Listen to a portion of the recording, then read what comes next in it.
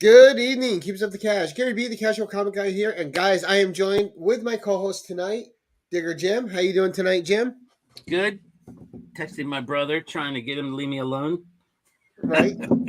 Yes, we're late because of Brother John. No, That's right. We'll blame him.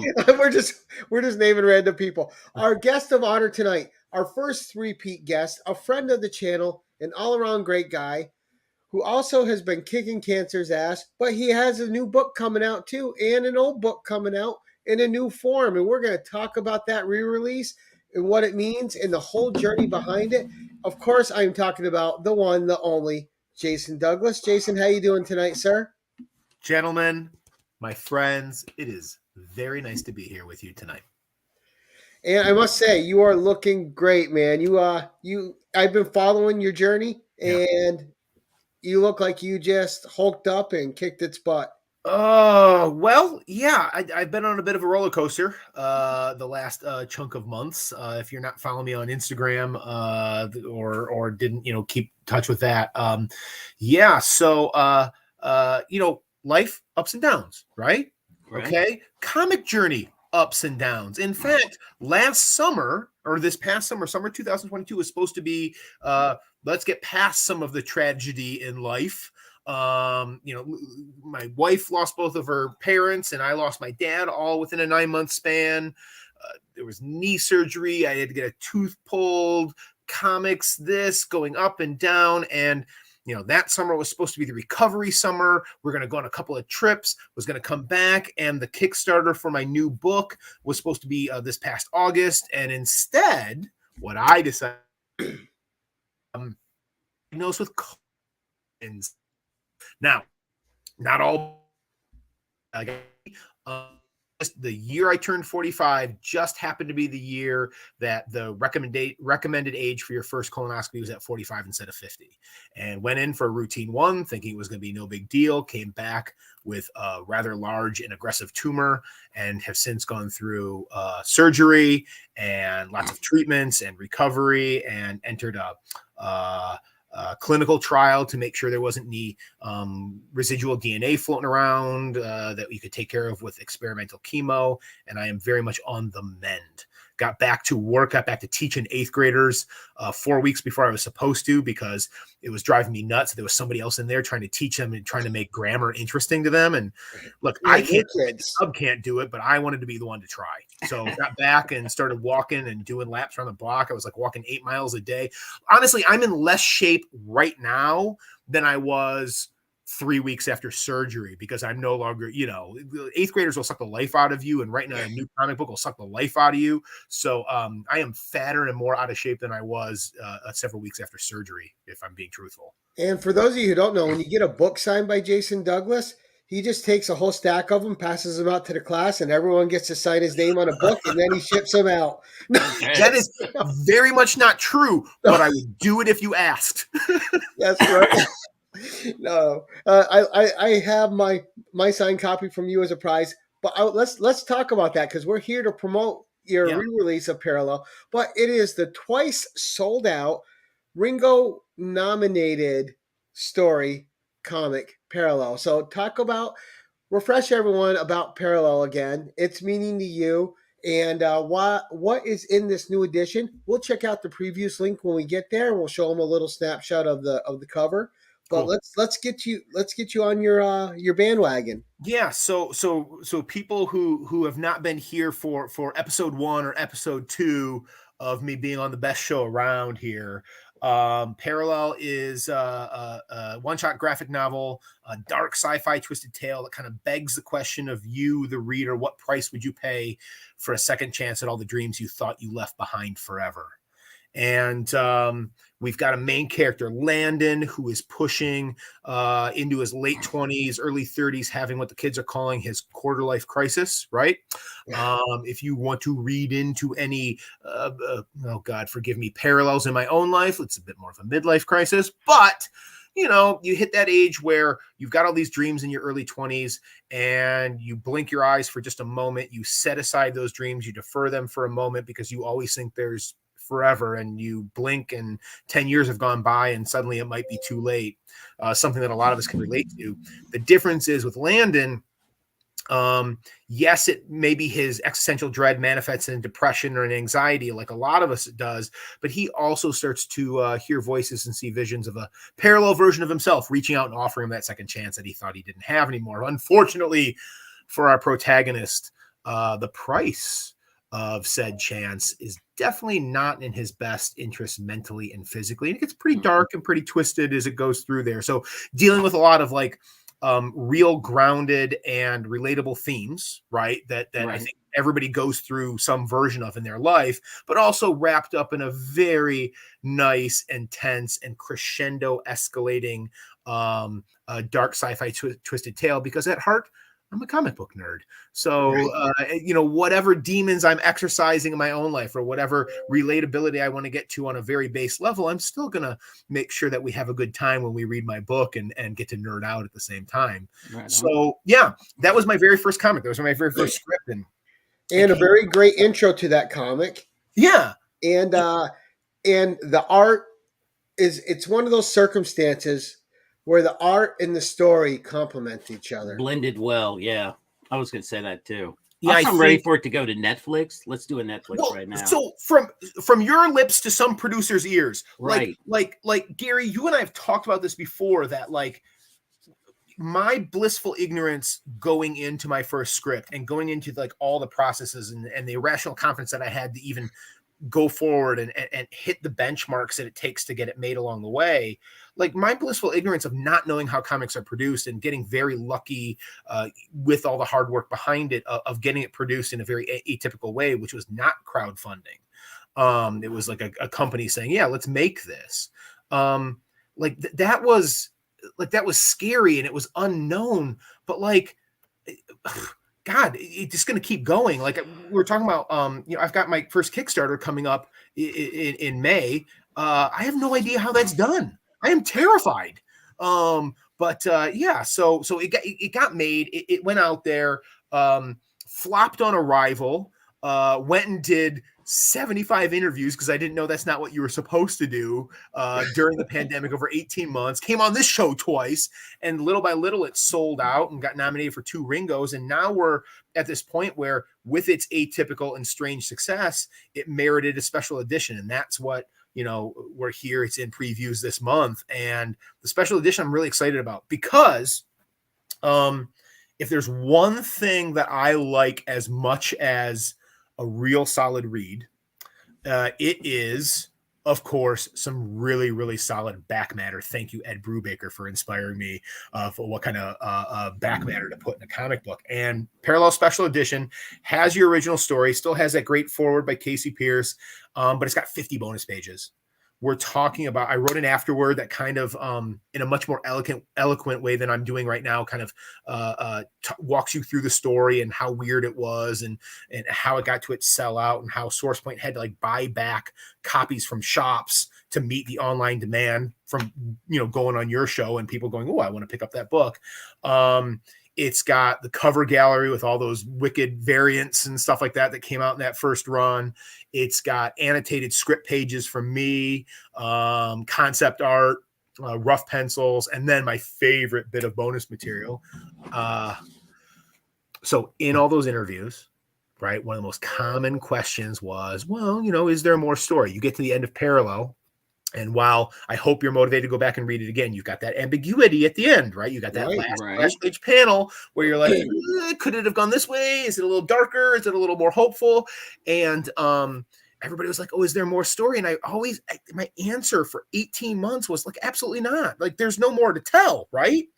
But I found a way around that. And there is a 10-page bonus story, brand new, written by me, art by Josh Sobek from SourcePoint, that dives into some of those characters a little deeper. And I did this. I don't know if this is a real term or not. I don't know if I made it up or not, but I'm calling it a Between the Panels story. Do you guys remember? Of course you remember, but like Marvel was really good at this, where in between pages or in between panels of a book, like the editor would interject and say, oh, this happened between page this and page that. This other story happened, or this scene took place between here and here, editorial, whatever. Like the Infinity War happened between panel 7 and 8 of this book. And you're like, really? Wow, that's a lot to pack in between. Right. So what I did was I took these beats in the story where you cut a scene and you move on to a different character, you move on to a different thing.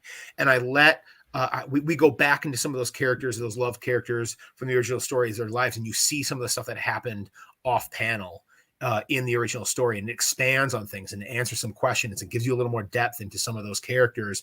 And it actually walks you into some of the big, tense physical harm scenes or things like that with even more context and even more understanding of like what Landon was thinking, what Claire was thinking. And I was really excited to write that, and I'm super excited for people to read that, people who've already read the original book. And not only is the link to the new special edition in the description below, I am also pasting it right now in the comments where people can get it. But more importantly, as we're talking about this, and we'll bring it up real quick, we'll share the screen. So there is the cover. Oh, I love that cover. Yeah, really that might nice. Be for all the cool variants that the first run had and how great Adam's first cover was, this might be my favorite cover. I love those colors. Man, that thing came through when Lex Lyon produced that and sent it my way. It just blew my mind. It might be my favorite. I love it. Well, I like the flipping back and forth of it. Mm-hmm. Yeah. We're going to get real quick. We're going to go to the previews link so people can see that. So I have that up as well. And yeah, I didn't know you were dropping it in the chat. I was trying to do it on the slide, but my phone doesn't want to do it, so I had to go directly. So we're going to look at this. I'm going to scroll through it. Well, Jason, you could talk us through it and tell us how a special edition even came about for this book for you. Well, I think it kind of comes from that idea that, once it kind of caught on in that first print and people got a hold of it and it hit that sellout and it got the Ringo nominations and it was done in such a strange way, and like the success at cons of getting it in people's hands, and then people hit me up on Instagram and wanting to talk about it, it just kind of like made sense because as a collector, right, at heart, as a comic book collector, and then as a teacher where you hang on to stuff and old lesson plans and things like that, like I just had a lot of material, not out of like some like like overinflated ego kind of thing where like I need to preserve this so it can be like in an archive someday. Like, absolutely not. Who cares? But like the sketched out pages and the weird and the panel layouts and the preliminary art and stuff like that, I just hung on to it all just like as a matter of record if I never needed to reference again. So we had all this stuff. And with those covers and the fact that this idea came into my head of after being so adamant for so long that there was no more story to tell, that I actually had a really good idea, or like what I believe is a really good idea to expand on those characters a little bit. It just kind of made sense, and Source Point was on board, and so we just kind of like we were just cobbling it together, and I made the layout for the 50 pages and made a very, very rough like table of contents with the 50 pages in a row and produced it all, and then they'll make it look much prettier than I do. Like I tell you what, you look at the things where I've had to send to artists over the last couple of years of like, they got a question from the script about a panel layout or how you want something to look, and one thing you'll probably never, ever see in any back matter of any book I ever produce is anything that I've drawn, because you might go blind. Like literally you might, like your eyes, they begin to bleed because it is so hard to look at. But like I've got all that stuff and so it was kind of right there. And we thought, hey, cool, let's go. Now, what people should know too, so this price is $19.95. It's the 65 pages of the original. Yeah, it's 50 pages of additional content plus the extra 10 10-page pages story. Of the story. Yep. So you're getting a lot of book. Yeah. It's definitely something where, and I think you and I have talked about this before, but I very much believe like a personal comic book reading, buying, producing motto of bang for your buck. And whether that just means lots to look at, lots to experience, or, something I was very proud of from the beginning. And I know you and I have talked about this, but like, I really, really appreciate the feedback that I've gotten over the last couple of years about like the rereadability of the book, like the idea of going back and not only wanting to read it again, but enough ambiguity in it, in the art and the script where you're actually reading it differently each time you read it and interpreting it differently because it's open to that. And so bang for your buck for sure. And it's an indie comic. Let's be honest, gentlemen. A dollar stretches a lot further in the indie world, right? You're literally putting clothes on people's backs and food on the table and keeping, small businesses together as far as like a company producing things or a local comic shop where you're buying it from, for sure. Right. And we just saw how important that is with what happened over at Aftershock, with Right. those poor guys, so being an indie publisher, it's making ends meet. And in a day and age right now where the big two will sell you cardboard stock for $10, and that's only 28 pages or 22 pages. Right. You can go get this incredible story with all the, I don't know about the people watching, but I am a special features whore. I love them. Yeah. I'm just special features, or if I have a movie with special features, I will read it all. I will watch it all. I will pick through it. I love to see the behind the scenes, the processes, the thinking, and just how it comes about, the magic behind the story. Oh yeah. So yeah, like all the I actually had a lot of fun with annotating the script pages and annotating the preliminary art and the rough pencils and stuff like that, because it's just I found myself just like slipping into my voice, like I couldn't keep it clinical. I couldn't be it's not just the description of the thing. It's like me going, oh, well, would you believe that this was going through my brain right street corner with the head of a great thing. Like if you like that kind of style of really getting inside of it, it's very much like conversational with me as you walk through the process and look at all those extra special features for sure. Yeah, and Matt Woods brings up a good comparison. This is kind of like a director's cut, right? Oh, for sure. Yeah. Pages and I can't see why you wouldn't keep all that stuff. I mean, that was your process. That was part of your, your baby there. I almost feel like you have to keep it. If I ever made something like that, that's a given. You're keeping it. You're keeping everything. There's that part of it for sure. But it's also, I found like, as I've been writing Jane American, my next project, it's actually been fairly helpful to go back and see gestation periods, right? Because it's very easy as time goes on to see it as a finished product, which for most of its existence it wasn't, right? Like the creative, I mean, even though that first print is long sold out for more than a year and so far in the past, the creative process to put it together and all the steps along the way still outlives how long it's been out in the world. It was a piece, and then a larger piece longer than it's been a complete piece. So like having that stuff at your fingertips when you see like a couple of notes scribbled on a page that that I literally pulled out of a back pocket with a pen, like out on a date with my wife. Wait, I've got an idea. Seriously, dude. I think I wrote about that in one of the script pages because it was like we were out like at a street festival and it's like, oh, she's in that shop for 5 minutes. I got an idea and like wrote it out and pulled it out and people walking by and thinking, who is this crazy? What's he doing? Right. That's still important though. I mean, all of that, is part of the process. And I get what you're saying, but there's no way. I mean, me personally, there's no way I wouldn't have it. I wouldn't have it put outside. And going back to what Gary was talking about, getting your bang for your buck. Come on. I mean, everything that you're encompassing in this book alone is worth, like he said, it's well beyond worth the $20. I mean, for crying out loud. Yeah. And a complete read. it's not going to leave you where you have to go buy another volume. And Everything that's what you need is in this book. I mean, if you think about it, I mean, DC puts the Black Label out. That's like almost $10. I mean, some of these things are ridiculous. So, without a doubt, I mean, the value's there. I wanted, like, even as I was like putting together the pieces of the special edition and choosing what was going to go in and how much of it and stuff like that, it was very much in mind.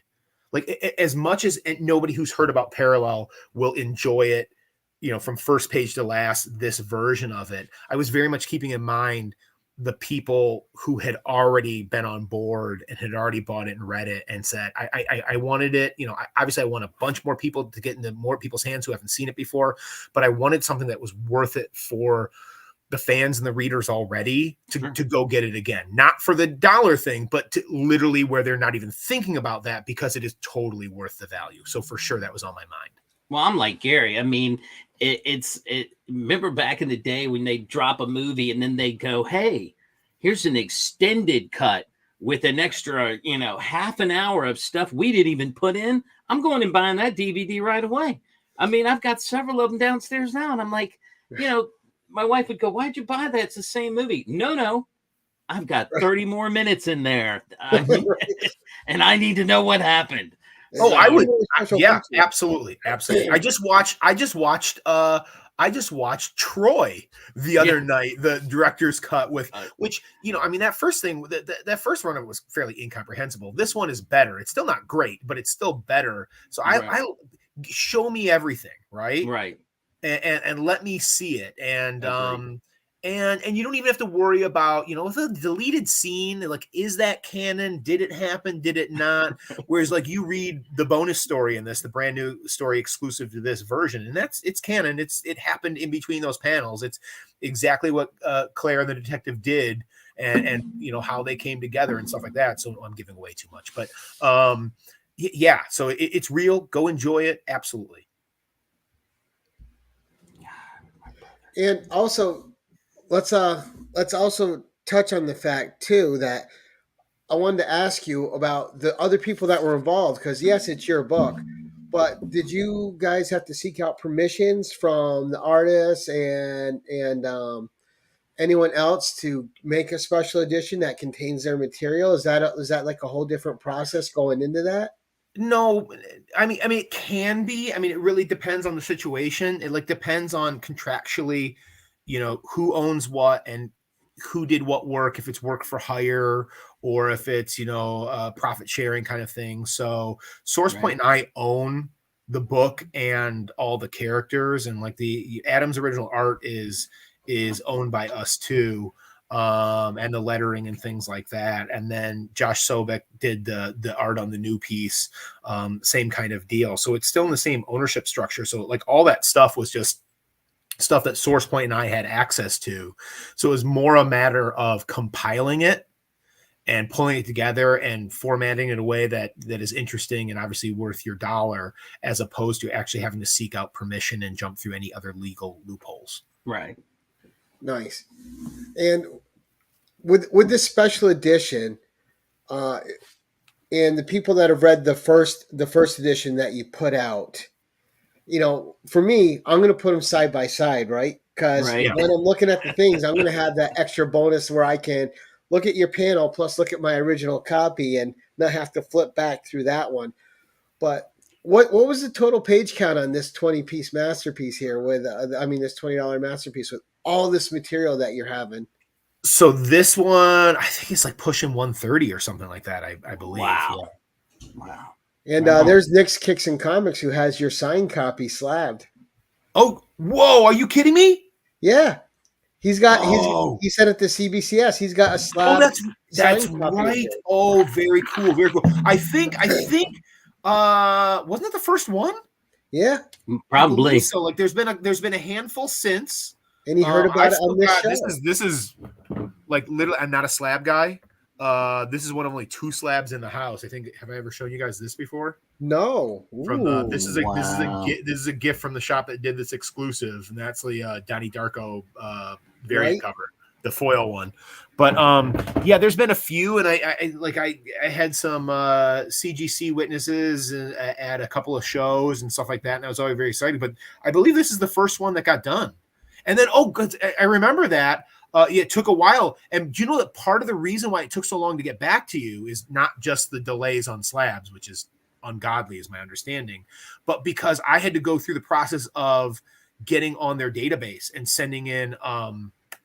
I had to send in like signature samples and an affidavit that was signed by my best buddy since elementary school, who happens to be, my lawyer as well. And like I had to jump through all these hoops to get on their registry, right? So they can like certify the verify it. Sure. Through. Yeah. And well, you're gonna have another one out there because our buddy Rob, who's also a guest, a host of the show, his copy is going to Justin to get it signed too before. Oh, cool! Yes. Yeah, I was just talking to Justin the other day because he keeps on showing off these grails he keeps on picking up on Instagram. And like the signed McFarlane cover this book the other day, and I was very jealous. And I don't know how he does it. He finds these things out of nowhere, and it makes me very jealous. And then we got Matt Woods. Oh, he loves seeing the slabs. He's a big slab guy. So with these characters, now you wrote the 10-page. You said it fits in the panel. What was it like for you to spend time with them again? Like, did it make you want to change anything, or did it change how you felt about the story? No. In fact, do you know where the core, the kernel came actually from a scene that exists in the book, but was cut back probably about 50% by my editor. Not because it was dragging, but because it actually pushed the page count past where we wanted it to be, and it was just one beat too many. And he was right, but it happened to be because you have that thing where, people who have read the first one, you have that thing where Claire and the detective have their very contentious first meeting at the hospital. Right. And then you've kind of got the meeting back at her office, and it cools a little bit.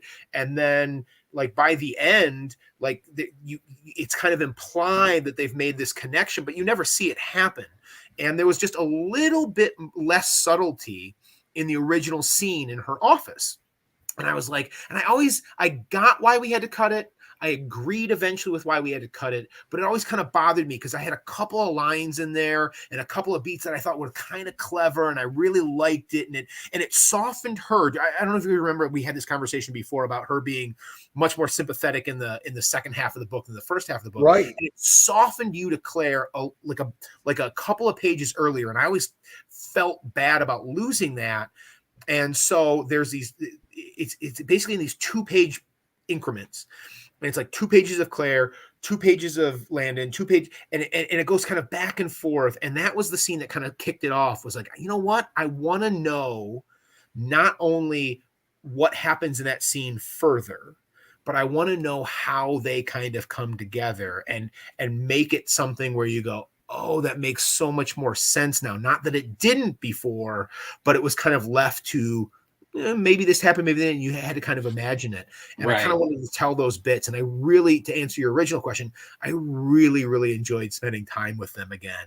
And what was kind of cool was, especially with some of the earlier 2-page segments of that 10-page story, it was before some of the big, dark, climactic things that happened in the second half of the book. So it was kind of nice. It's like that thing where you watch a movie. It's like watching the first half of Boogie Nights, right? Okay. And like going back to that, and you haven't hit. It's the first half of Goodfellas, right? It's before you hit the dark times. Right. And you get to go, oh, I'm going to spend some time with my friends again. And it hasn't all gone to crap yet. And so that was kind of fun to do. Well, because I always thought too, one of the toughest things, right? Like the best thing about it is it's a self-contained story. Yeah. But the worst thing about self-contained stories is you get attached to characters you want to spend more time with, and there's no more time to spend with them. Right. And like a good, I think we've talked about this before too, but like the rereadability, the ability to go back and get something out of it and spend time with them again because the story is dense enough or rich enough. And I thought that adding this exclusive story to this edition the only thing it did was expand upon that. So now your reread is even denser and more fulfilling. Again, back to the bang for your buck theory, right? Right. Yeah. So now you've lived with this story for what, 6-7 years now? Oh, not quite that long, but it feels that long. Right? Yes. But that's not the end of your writing. You have something new that's coming out, and we're going to get to that in a second after I plug your previews again real quick, so people know that you can order this special edition, his first book, and he gets a special edition, guys. So yeah, really look at that! cool. Look at that pretty Ringo stamp on there. Yep, where Ringo, you get to go, Ringo nominated. Notice that it says Ringo nominated, because I did get to go to Baltimore and go to the award show and gracefully lose to the dude who writes Batman, because famous people versus not famous people, that's how awards go. But it's very true. But so you guys can order your copy there. It comes out in January, so not too long. 23rd, I believe it said. So it hits shops March 29th. 29th. Oh, okay. Gotcha, yeah. Pre-solicit it right now. You can literally go to preview. The magazine got delayed by a couple of days because of the snowstorm. Like, everything got stuck in Buffalo literally 2 days ago for this week's new comics, right? So the magazine might be in your shops today, definitely tomorrow, for sure next week, but it'll be there all of January. But you can go to, like, that link will take you to previewsworld.com right now. And apparently the 21st Century is wonderful. Apparently you go there and you can order it directly through them, and it still goes through your comic shop. Like, you just press a button and your LCS gets credit for it, and it comes to your LCS even though you're ordering it directly through Diamond. Correct, because that's what I did. I ordered it, and it's just going to show. Oh, you're the one who told me about that, and it blew my mind. I couldn't even. Vinyls accepts the order, then it goes right to their comic shop, and it waits for me there when it comes in. But that's great. So your new book that's going to be coming out, it's not through Source Point Press. You're doing it independently. Well, I mean, Source Point. Well, so yeah, we're doing the Kickstarter for it, because that's, Parallel came around in such an atypical way. Like, that's not the way we produce this thing is not the way comics are made in the 21st century, right? You don't write a script and shop it around and a company says, yes, let's make it, and fronts all the money for it. It's just not it's not how it works. Do we need it? Let's do this burrito question first. So I've been derailed. I've been asked a burrito question. Burritos derail us all. Yeah. It's cold. Post are things I can't eat anymore. So mine is definitely going to be a chicken burrito. Okay. Mm-hmm. Not allowed to really do spicy anymore, but you could throw in, I want to go classic. I want a lot of cheese. I want some grilled chicken in there. I want some Mexican rice in there, and I'll take a smattering of refried beans, guac, chopped up raw onion, not red onion, no thanks, and maybe some pico, and then I'm good to go. Ooh, say some pico de gallo, huh? Yeah. Yeah. Nice. Cole. Right, Cole likes it. Good. I passed the test. Thanks, Cole. I was worried about that burrito question. That's how listen. You ask me about teaching. Ask me about being a dad. Ask me about making comic books. Ask me about cancer. Nothing's going to faze me. But I felt the pressure right there, Cole, on that burrito question. That's why I wanted to address it right away. I wasn't going to let you down.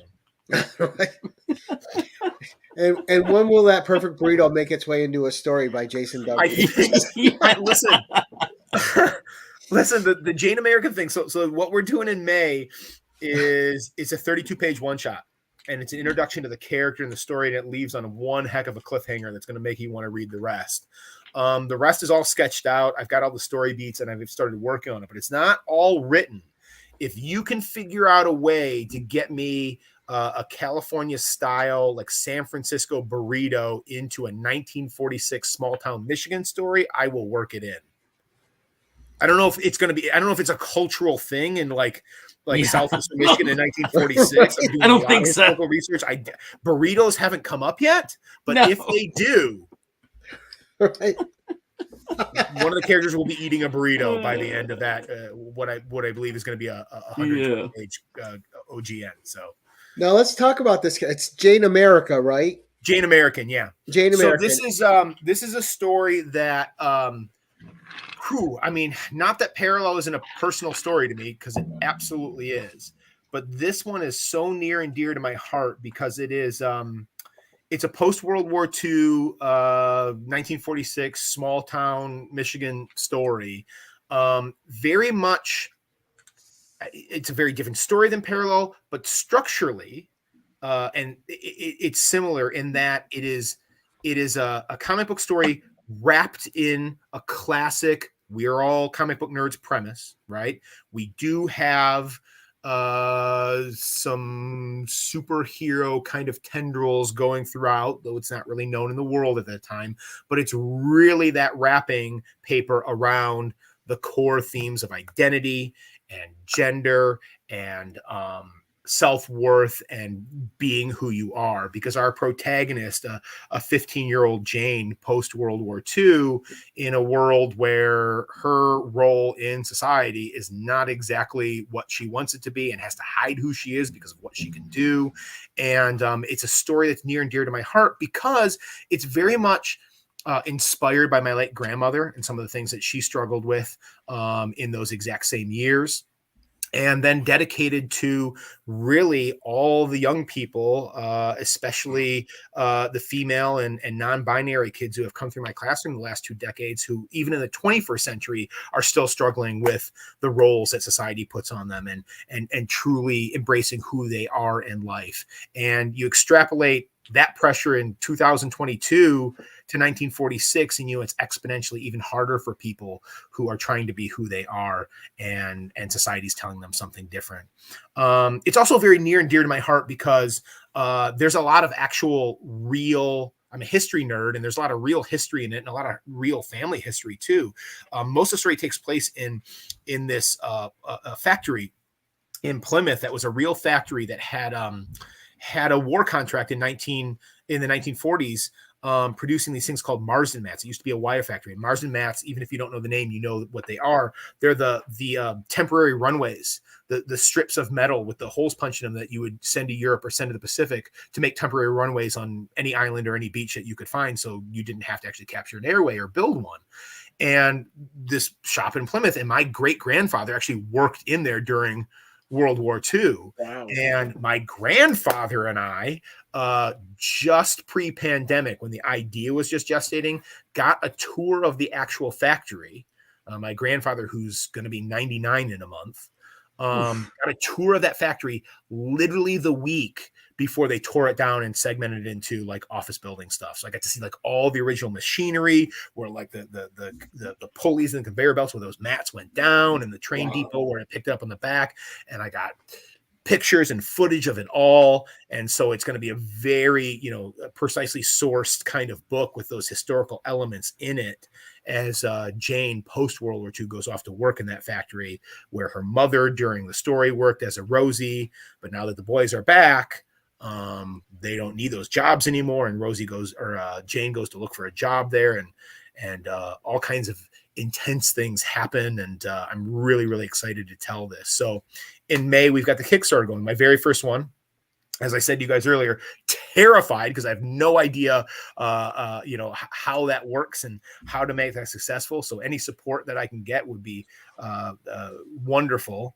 And it's going to be a 32-page one-shot with I'm not ready to reveal yet, but a fairly big named cover artist with an exclusive cover to that Kickstarter. It's going to be pretty darn stunning, and about 5 pages of art will be on the Kickstarter from my artist, and the pitch and the story and stuff like that, and we'll put that out there, and people who support, and we'll have stretch goals, and we'll have higher levels of we'll have the digital contribution and the hardcover contribution and some really cool bonus things for higher levels and things like that. And I think I'll be offering one of those really, really cool ones at a certain support level where I will write you into the book.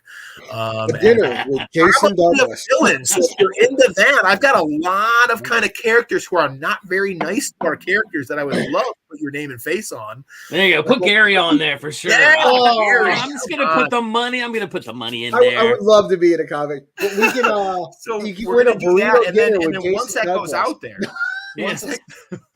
once that goes out there, the plan is for SourcePoint to pick that up, and then the standard cover will go into previews, just like special editions and previews right now, and then we work about funding the whole OGN, which will probably be about 120 pages of full story, front to back. All right, now you said that this character is going to continue, or is it just going to be another one-off? No, so it's kind of cool. I don't really have I really couldn't find a precedent for how this is going to work, but my plan is so the 32-page one shot was what used to be what was originally going to be just the first issue. So it's those 22 pages, and then expanded into with some ideas from our mutual friend Garrett Gunn, who has put out, he's the writer of Good Boy and amazing writer himself. Kind of gave me this idea of turning it into a larger and more in-depth story to begin with, and that one shot will exist. Now, what the graphic novel that'll follow is all those things that you see in those first 32 pages will be in it, but it will be in a different order with different things put in between. So it'll be like reading it.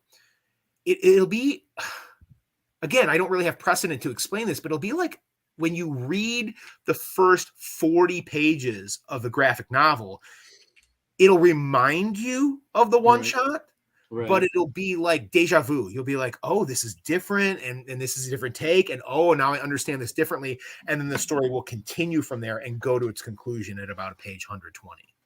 Okay. Wow. Now, did you find this more of a challenge in parallel because or less because it's your second one, so you kind of knew, had some things set? Absolutely both. Absolutely both. Infinitely easier, infinitely harder at the exact same time, right? Like so much easier because I spent less time on the very slow, oh my God, I forgot to indent 4 times before I put this number in this bit of dialogue, right?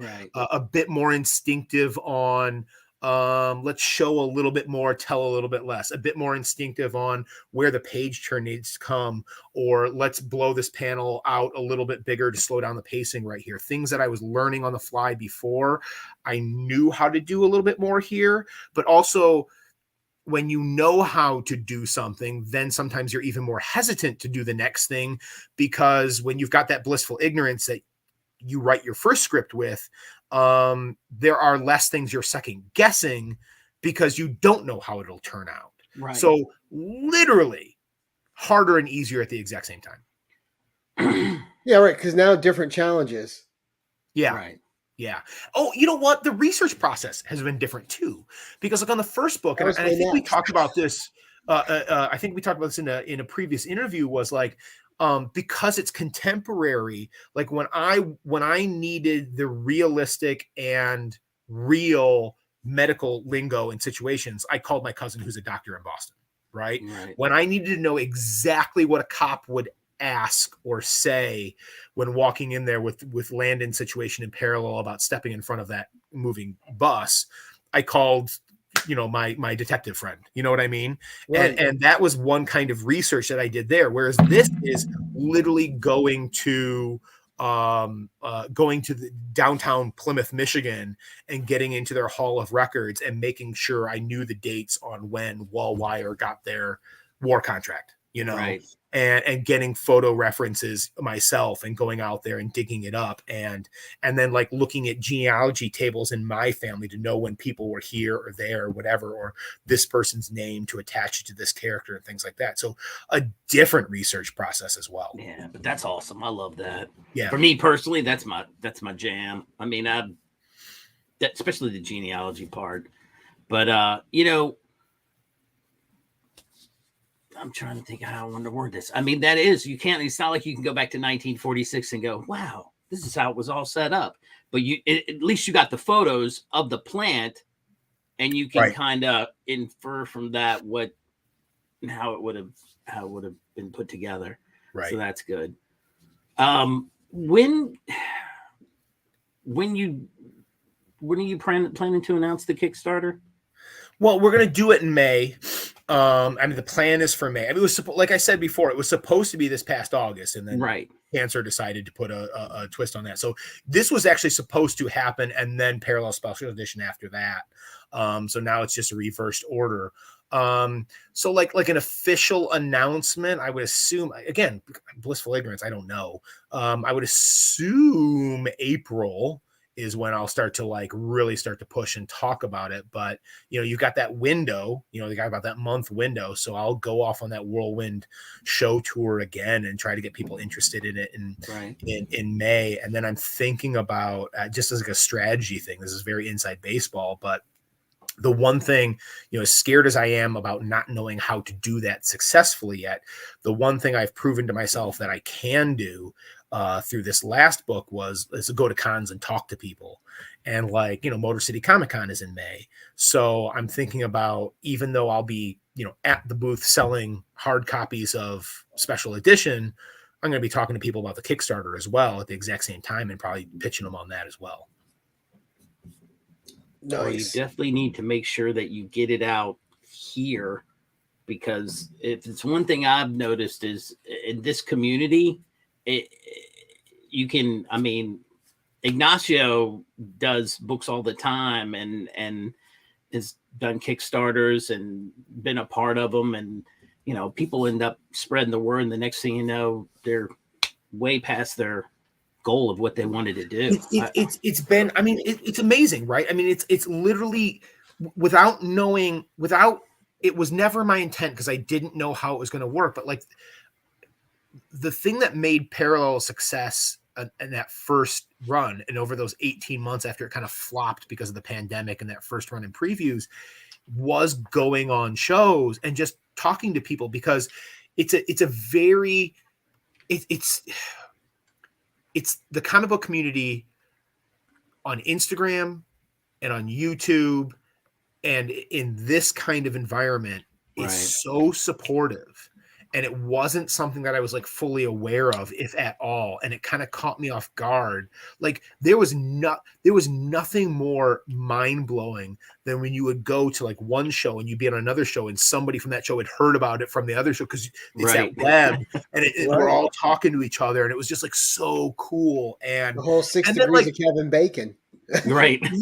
And then like, you know, like I go to Baltimore and like, here comes Digger Jim up to the booth, and it's like seeing an old friend, even though we've never met each other face to face. And it was just such a beautiful thing. And I'm kind of hoping for that again, definitely for the Kickstarter for sure. Right on. I'm down for it. Yeah, I'm excited. I remember when you were talking about it the last time as an idea that you had, and you were researching it and everything, and I thought that is fascinating. I really hope that's going to be his next big project. The other question I had about this, though, is since it ties closely with your family's history, how excited has that excitement seeped into your extended family members, knowing that it's tied to that? Like my grandfather is literally, he's like, I'm hanging on until this thing is out, you know, which is a very morbid thing to say when you've got I can never release it now, Grant. At Thanksgiving, but I appreciate it. Yeah. Cause it's, you know, like I'm using a lot of these family names in it. Like you'll hear some of these, you know, there's some fairly unusual names, but they're all family names. And it's not like a one-to-one correspondence. Cause like my grandmother was not 15 in 1946. Right. She was married to my grandfather at 19 in 1942. So she's a little bit older than that, but it's still named after her, you know? Sure. Put this family name here with this character, this family name there with that character, just to kind of pay homage to all these people who were living through that era and have some personal connections to that. So like my aunts are really excited about it, and because these are all names and that they know, and you know, names of their grandparents and their great grandparents, people that I never met, but they, you know, love and love the fact that that's going to live on for them and not be forgotten, at least in this format. Nice. See, now you need to, once that releases or before it does, when you have your copy, you need like to get the family together for a family read. Yeah. Oh yeah, for sure. Yes.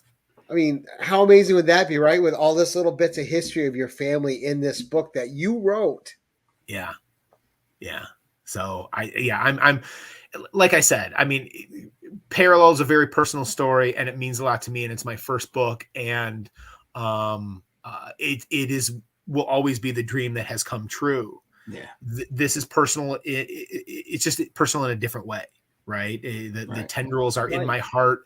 Not because I'm working out my own existential dread at dreams deferred and time passing, more about paying tribute to people that I love and people who have inspired me, and these brave kids who have come through my classroom year after year after year, struggling and fighting and usually and hopefully succeeding and becoming the people that they truly need to be, no matter who tells them otherwise.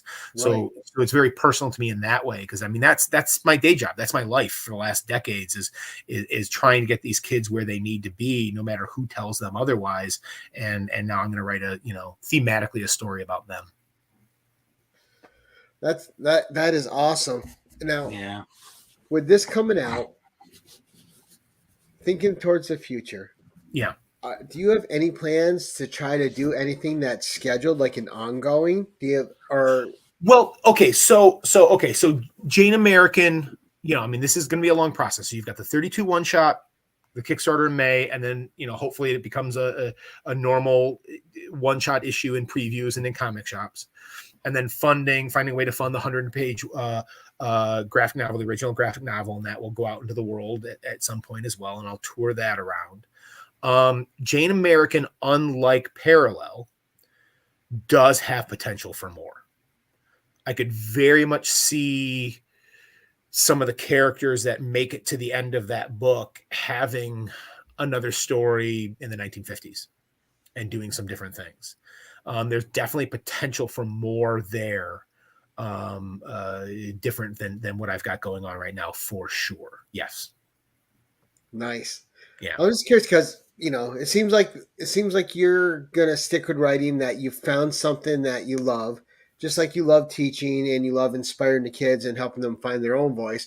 But at the same time, it seems like your voice has been growing too, and that the more it grows, the more you feel the need to get that out there, right? Right. Oh, for sure. Yes, absolutely. I mean, that's I mean, that was the impetus of like the special edition, right? I mean, the thing that you can go get right now comes from that idea of, I was so sure that there wasn't any more Parallel to tell, like absolutely sure of it, and then finding a way to tell more without ruining what I said about this is the end of it and there's nothing that comes next, and finding that way excited me because there was something more I wanted to tell, and it was something that I knew existed in between this page and that page, this crescendo moment and this crescendo crash, and was very much inspired to write something new, and having that special edition out there right now was the best way to get that out into the world. Now, this is going to be the absolute definitive version of Parallel that we're getting this now, right? 100%. Yes. But I said that before too, didn't I? So who knows? No. This is absolutely perfect. Plenty. I mean, the next release is his actual blood in it, like the Yes, but did you get the bloodletting copy? That's coming out next year. Right. But you put enough blood into it, right, to get it out there. Yes. Yes. Now, for those, and you and I talked a little bit, because I've had my own ideas that, I've written stuff before, and there's, and I at some point, I got to start, as soon as the new year hits, I have a goal to start researching how to write a comic manuscript. Yeah. Because I have a short story written that I think would translate well. And so from having you on the show, and not only do you inspire your students to do it, but I think also your story is good for inspiring others to go out and chase dreams, and like, look, you don't have to know. You just have to go out there and find your path. Right.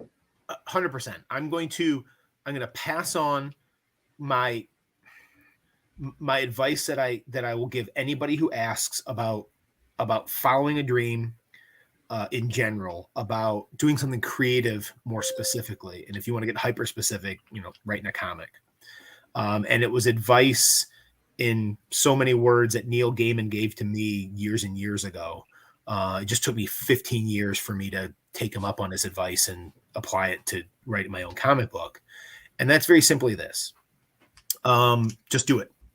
And it sounds trite, but it's not, because I can't tell you, I can't make you any promises on what happens if you go and write your thing or go and draw your thing or go and make your thing.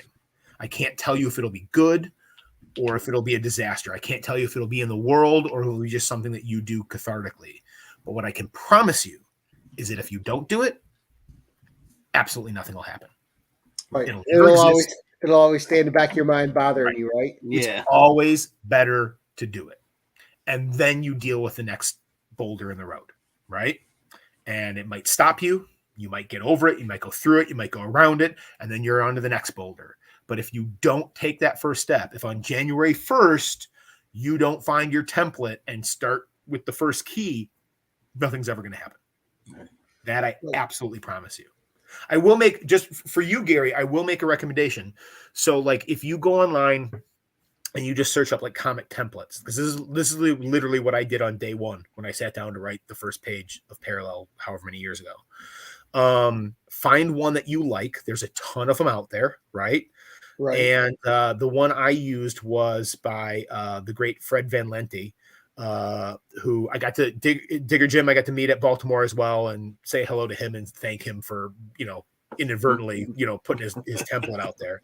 And it's once you pick that and once you follow that, I'm not saying writing a script is easy, whether it's out of here or from a short story that already exists, but having that template and knowing that you number it this way and you hit indent this many times before you do your dialogue and you put this in parentheses and that kind of stuff. It does take one of the pieces that then you don't have to overload your brain, because your brain is overloaded with like 100 things that are going on when you're writing a comic script, more than writing prose. Right. And structure helps. Yeah. And having that there is just one thing kind of locked down that you don't have to think about, at least not more than rotely.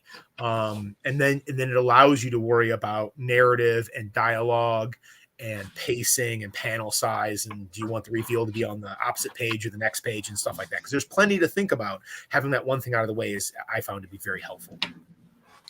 Right. And I always find it, just being a comic reader when you're reading and there's a reveal coming, it's always a little less climatic when you have to, it's when you don't have to turn the page, right? When you're reading this page and it's sitting here and you're trying not to look at it. You want to be able to turn the page and then get it. Dude, it's on my mind constantly. Whenever it's like, oh my God. I'm like I will thinking pages ahead going, oh, I'm on an odd number. I'm on an even number. Oh crap. I gotta cut that or expand that, because that has to be on a flip. It has to be. Oh yeah. But that's part of making it, that process. I mean, I think it's great. Absolutely. Good luck, Gary. Well, there's a horror story that I want to adapt that I've already self-published once that did all right for me. So there you go.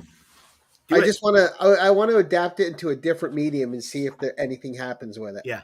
Yeah. And then I've been taking notes, and like you, I've written a lot of stories that I've never done anything with. But I really relate to you saying, like, you're someplace and an idea hits you. Like, I'll get up in the middle of the night and like, can't forget that. I might not remember it in the morning when I wake up, and you're scribbling it down, Yeah. I once did that with the most bizarre dream about being backstage at a Bob Dylan concert and trying to meet him backstage and like going through these corridors. And I tell you what, man, at 3 a.m., I thought I had gold. At 7 a.m., that was hot garbage. And I regret wasting time writing it down, but I do understand the impetus of having to get up and put it down. Now, I've got gold.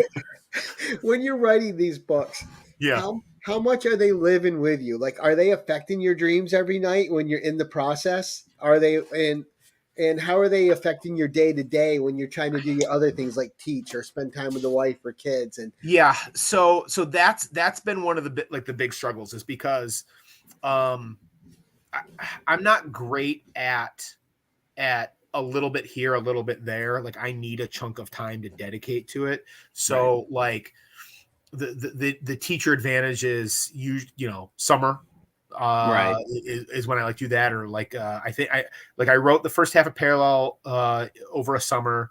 I wrote most of the second half over that next spring break, after I made my deal with SourcePoint, and Travis said, go write a second half. Sure. Okay.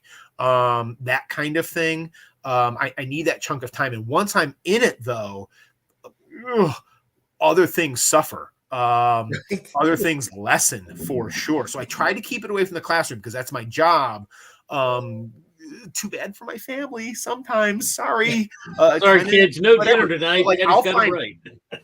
Talk about like when something hits you. So like back before my knee exploded because I'm old and I used to run 4 times a week at night, and now on the bike and stuff, usually I've got like a podcast blasting. But if I'm in the middle of writing, sometimes like it'll be that, I don't know if you've ever had that thing where you're like reading the book and your mind wanders and like you've read some pages but you don't remember a single word from it. Yeah, like the same thing. I'm listening to an interview or I'm listening to a show and I haven't heard 20 minutes because my mind is going over that next page or the next panel, and sometimes I'll just turn it off, and during that run or during that bike ride, that's when it's happening, right?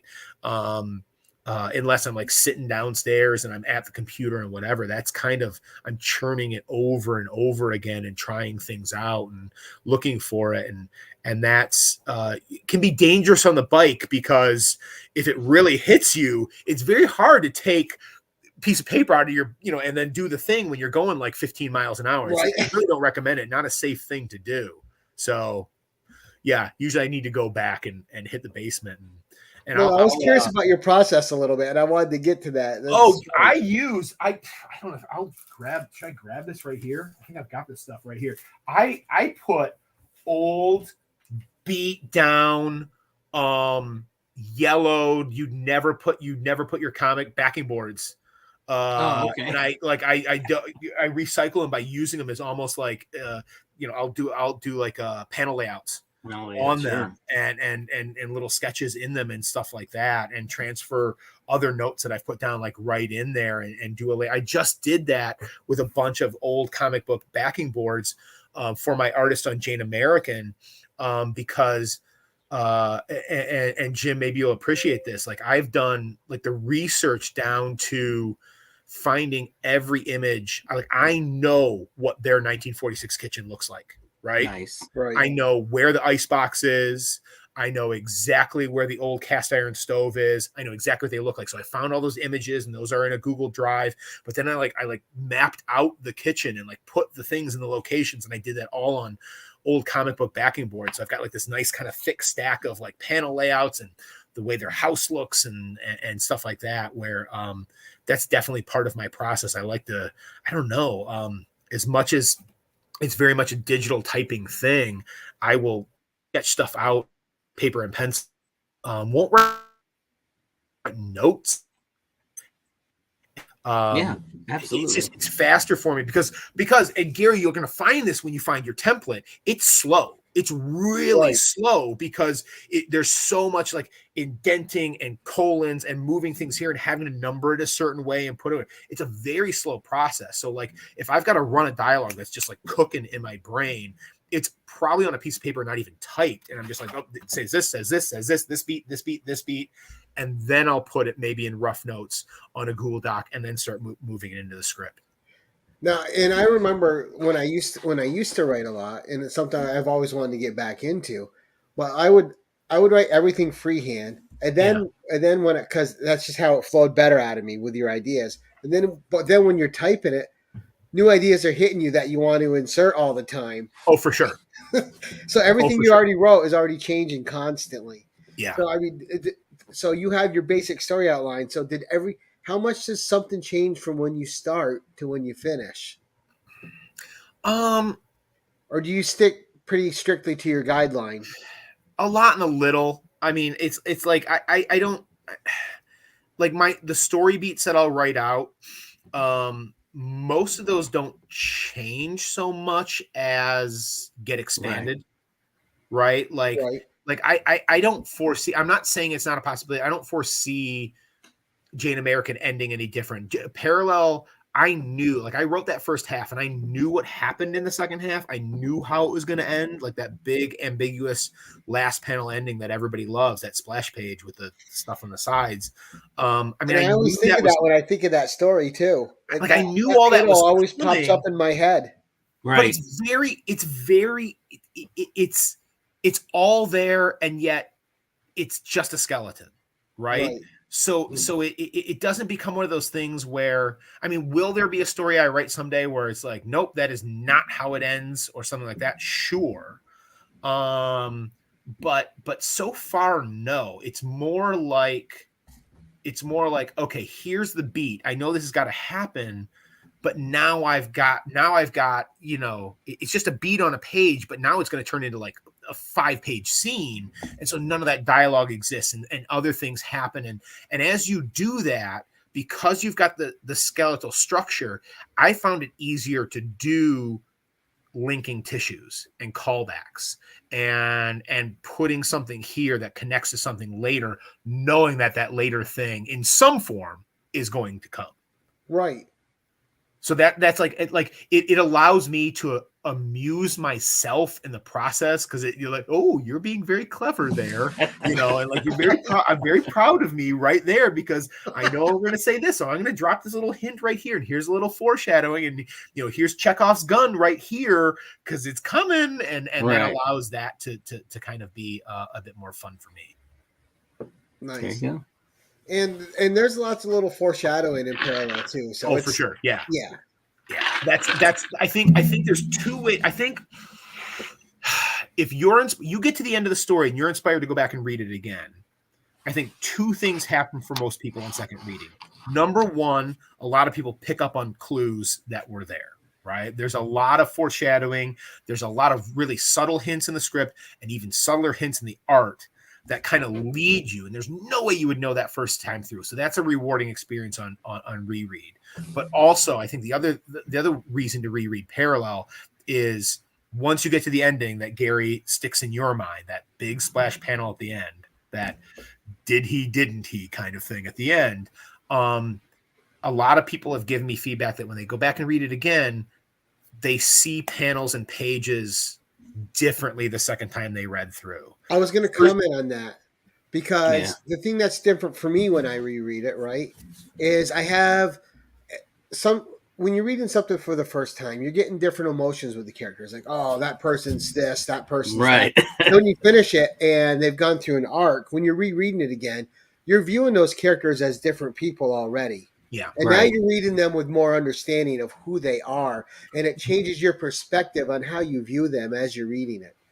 I think in a very, like, boiling it down to almost the simplest thing that might change for you is you read Parallel the first time, and there's going to be pages and scenes and interactions where, I mean, the characters are clearly believing Landon on a certain point, or he's believing that this is all happening really in his life, this parallel version of him reaching out. There's other scenes where he believes it's all in his head. There's scenes where other characters believe him. There's scenes where other characters think he's nuts. And you as the reader are making that decision page to page, panel to panel as well, right? It's clearly this is real. I mean, look at this. This just happened. It's totally happening to him. Just nobody believes him. This page, oh my God, it's probably all happening in his head. When you get to that ending and then you go back, what happens a lot of time is your views on that panel and page actually flip. And that spot where you were like, no, this is real, you're like, no, he's nuts. And it just it kind of changes your perspective because of on that reread for sure. Well, and that's one of the great things about a book like that that's rereadable, right? Is you get a wide range of ways you get to feel about things. Yeah. It's not just base. Right. You know, and so guys, really, you got to go check out the special edition of Parallel. I'm going to let, before we wrap up here, I'm going to let our guest, Jason Douglas, give you the one big pitch for it, why you need it, when it's coming out, And just one more time, reiterate about this special edition, if you could, for us, Jason. So my original elevator pitch, I'll give it to you one more time. Parallel is a one-shot graphic novel, dark, sci-fi, twisted tale that begs the question of you, the reader, what price would you pay for a second chance at all the dreams you thought you left behind forever? It is dark. It is fun. It is very relatable. And you can go get it right now. You guys have got the link, but it's Diamond Order Code this month. Going through January 23, 1872. Ask your local comic shop, hit up Previews World. You click right there and you can get it through your comic shop. The special edition has got, even if you read the first one back during the sellout and Ringo days, it's got 50 bonus pages. It's got an afterword by me, annotated script pages, annotated concept art and rough sketches. It's got a killer color cover gallery from all the variants and covers that the first edition had. And my favorite part, the 10-page bonus story that goes back into the world of Parallel and fills in some of the gaps between pages and panels from that first story. And really my biggest pitch, and this is always my biggest pitch for any book that I put out in the world, and that's simply this. This is an independent comic from an independent creator from a small press company. And every dollar you spend on one of these literally is keeping that kind of storytelling and those kind of companies that make up the bulk of the comic industry, right? Right. The big two, as much as we love them, are the top of an iceberg. And we all know the iceberg analogy that 75 to 95% of it is below the surface. And that's indie comics. And their margins are much smaller. So every time you buy an indie comic, you are supporting creators. You are putting food on tables. You are keeping families of creators together, putting out that kind of content. The stories that just really can't be told anywhere else in indie comics. So you go out and support your local comic shop by buying indie comics. You are doing a world of good, and your dollar goes so much further in those two worlds than it does almost anywhere else. Hi, guys. I didn't want to interject, but I felt it important because I was listening to you guys and putting a bed together for my son. And we had interviewed the last time. And Jason, your energy, just your whole story is fantastic. Thank you. And then I read the book. And I looked around my house, and I can't even tell you that I thought they were cameras capturing my life. I really felt, and this is not a play on words. I really felt a parallel to that character in that story. So thank you very much. I am sorry that you had to go through what you went through this year. That's shitty, and I'm glad to see you back on the other end of it. I cannot wait to read your future stuff, and I cannot wait to pick up the expanded edition of Parallel. Thank you very much. And Gary being a loincloth circa 1940s. Hey, that means the world to me. Thank you so much. And honestly, from me to you, good luck putting that bed together. I don't care. Unless you are a carpenter yourself, you know that process sucks. Look at that thing. There it is. Good luck, buddy. Smaller than that is my finger. Alan Rich. Hey, guys, if you're not buying Jason's book, what are you even doing with your life? We have him on here for a reason. This is a story that affected all of us personally, because there's things in there that I could relate to my life in. Yeah. And I didn't really speak about them because I'm a private guy and that's just how I am. But there's certain things that definitely connect me to that character. There's a definite scene in there. And if you ever want to know, Jason, I'll tell you that really connected me to your story. But guys, the link to his previews is in the description. I can't make it any easier. Just click in that link. It'll take you right there.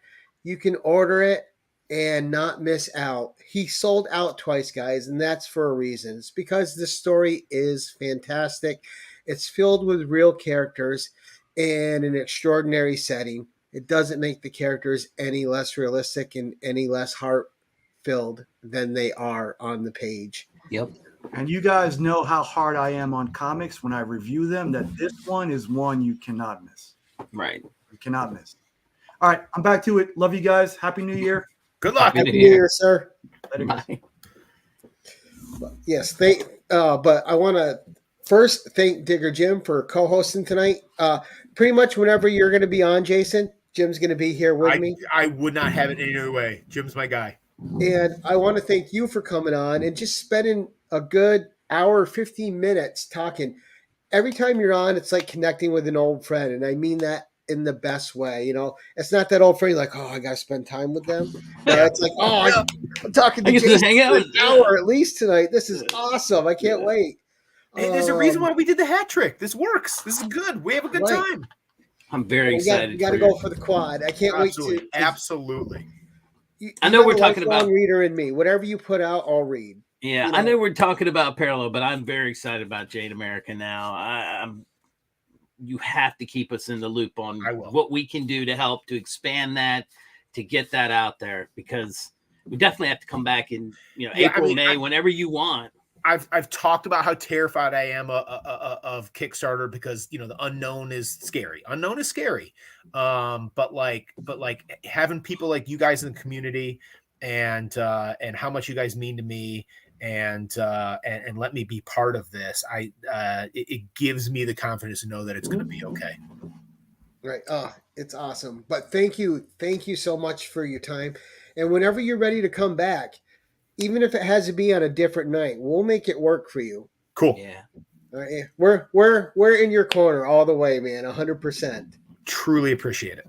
And now I got the itch to read Parallel yet again, and I've read it many, many times. Cool. I read it carefully now because I only have the signed copy left because I had 4 copies of it. Yeah. But it's an indie book. It's a sold out book. And the best thing you can do with that is get it in more readers' hands. Right. So I gave away the other copy so other people could have a personal experience with you, Jason Douglas, the writer. Fantastic. I love it. Right, but thank you so much. I want to thank everyone in the audience. I know it was a busy YouTube night going into the new year, busier than normal. So all of you that came to watch us, thank you. We know we were asking a lot tonight with so much going on. All of you that are going to catch us on the rewind, thank you. And guys, please go check out the link. Follow Jason on Instagram. Oh yeah, we got to pitch that too. Like, come and hang out with me on Instagram.